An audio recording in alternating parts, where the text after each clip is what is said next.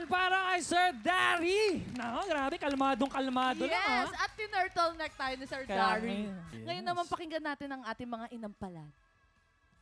Sir Dari, gusto ko po yung boses nyo, buong-buo siya at yung chest voice nyo, maganda yung rehistro. Siguro, kung meron po akong mabibigay lang na tip, ingatan lang yung first note or yung first word. Yan, usually, miski ako, dyan ako pinakakinakabahan, yung unang word. Minsan nasa sharp yan or nafa-flat. Yung huwag magtaka, huwag. So siguro yung isang tip na mabibigay ko, iha mo na siya.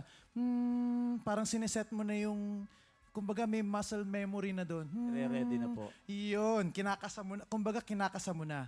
Huwag magtaka. Tapos, yung sa mga matataas po na part, okay naman po yung ginagawa nyo na fino-full chest nyo siya.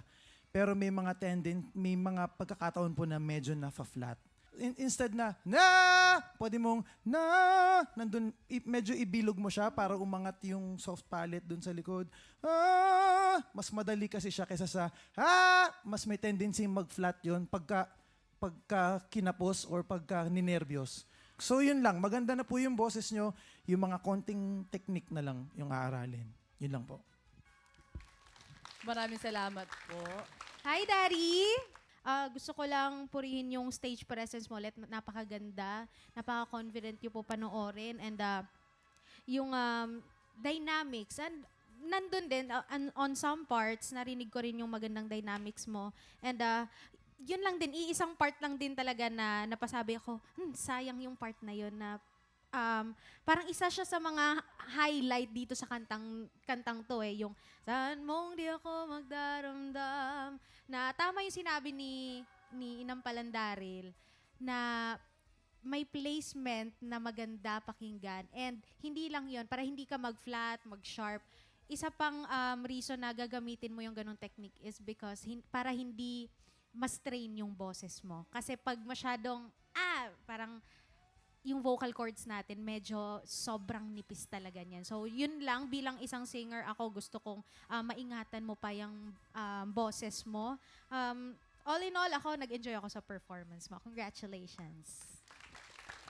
Maraming salamat. At nag-enjoy din po kami sa inyong mga sinabi. Alamin na natin kung ilang stars ang ibinigay ng ating mga inampalan. Dari, ang stars na binigay ko sa iyo ay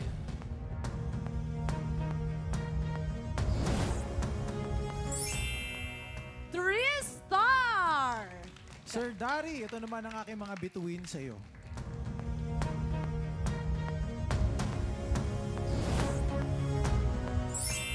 Three star ulit. 3 stars din. Ay, nako. Salamat sa ating mga inampalan. Mamaya malalaman natin kung ilang stars ang binigay sa iyo ni Miss Hannah. Ang susunod nating kalahok, ang freelance singer mula sa Bicol, Hil Racho.